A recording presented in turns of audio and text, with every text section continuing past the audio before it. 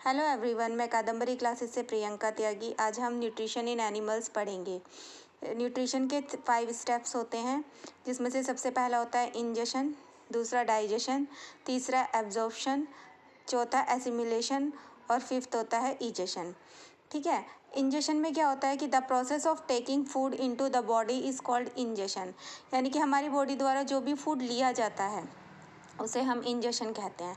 जैसे human beings हैं तो वो फूड लेते हैं अपने हैंड के द्वारा और माउथ के अंदर, तो वो हमारा इंजेशन होता है। दूसरा आता है डाइजेशन। डाइजेशन में क्या होता है? The process in which the food containing large insoluble molecules is ब्रेकन down into small water soluble molecules is called digestion. इस प्रोसेस में क्या होता है कि जो भी कॉम्प्लेक्स सब्सटेंसेस होते हैं ना, इनसोल्यूबल मॉलिक्यूल्स होते हैं, वो क्या होता है? ब्रेक डाउन होकर सोल्यूबल यानी कि छोटे मॉलिक्यूल्स और सोल्यूबल मॉलिक्यूल्स में चेंज हो जाते हैं।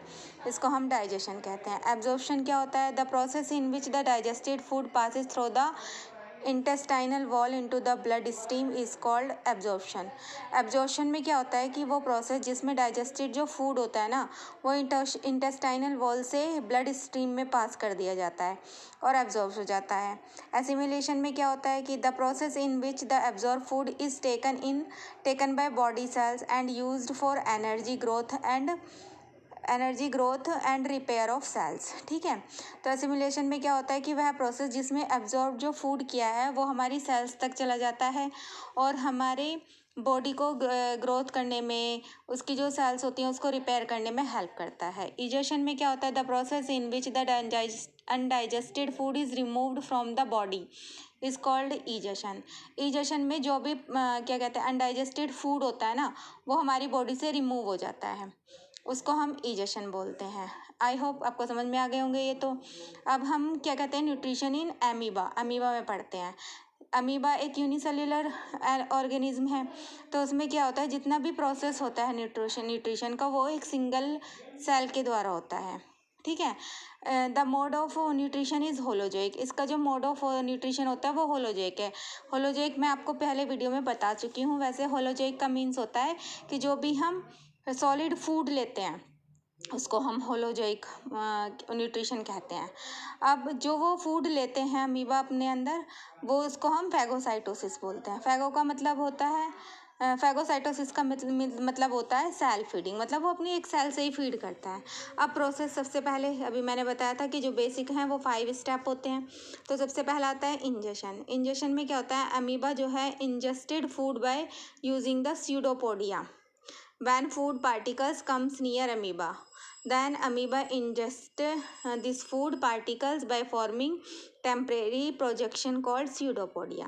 अब देखिए, जो अमीबा होता है ना, वो क्या करता है, जैसे उसके पास फूड पार्टिकल्स आते हैं, वो अपने क्या कहते हैं, एक फॉल्स फूड बना लेता है और उससे उसको घेर लेता है। ठीक है। जिससे उसका इंजेक्शन हो जाता है। जैसे कि देखो, एक पिक्चर में दिया हुआ है, देखो अब ये जो है, ये हमारे पास अमीबा है और अमीबा को सामने ये फूड दिख रहा है। अब क्या करेगा, अमीबा ने सीडोपोडिया बना लिए हैं और उस फूड को घेर लिया है। ठीक है। फिर क्या होता है कि जो सीडोपोडिया बनाता है उससे क्या होता है, एक फूड वैक्यूल बन जाता है जिसके अंदर वो फूड रहता है।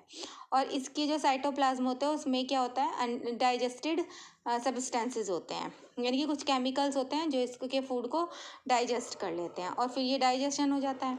इसके बाद क्या होता है, जब डाइजेशन हो जाता है तो जो भी अमीबा होता है ना, उसका साइज थोड़ा बड़ा हो जाता है। और जो भी अनडाइजेस्टेड फूड पार्टिकल्स होते हैं, तो ये क्या होता है कि किसी भी टाइम पर क्या हो जाता है, रैप्चर हो जाता है, फट जाता है और जिससे अनडाइजेस्टेड फूड बाहर निकल जाते हैं। तो ये पूरा प्रोसेस जो है वो हमारा डाइजेशन कहलाता है अमीबा के अंदर।